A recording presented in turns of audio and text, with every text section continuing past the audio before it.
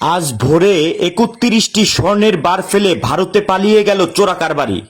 ঝিনাইদহের মহেশপুর সীমান্ত থেকে ৩১টি স্বর্ণের বার উদ্ধার করেছে বিজিবি।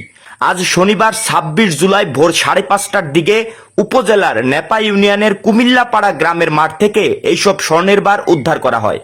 মহেশপুর ৫৮ বিজিবির অতিরিক্ত পরিচালক আবু হানিফ সিহানুক জানান, উপজেলা নেপা ইউনিয়নের কুমিল্লাপাড়া বিওপি ক্যাম্পের সদস্যরা বৃষ্টির মধ্যে টহলরত অবস্থায় একজন ব্যক্তিকে সীমান্ত পেরিয়ে বাংলাদেশ থেকে ভারতে যাওয়ার সময় চ্যালেঞ্জ করলে ওই ব্যক্তি ৩টি পোটলা ফেলে দৌড়ে ভারতের অভ্যন্তরে পালিয়ে যায়।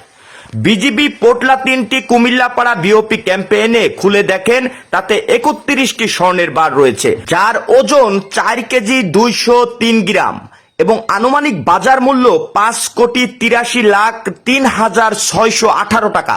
উদ্ধারকৃত স্বর্ণের বার মহেশপুর থানায় হস্তান্তর করা হয়েছে। আটককৃত স্বর্ণ ঝিনাইদহ জেলা সরকারি কোষাগারে জমা করা হয়েছে বলেও জানিয়েছেন বিজিবি।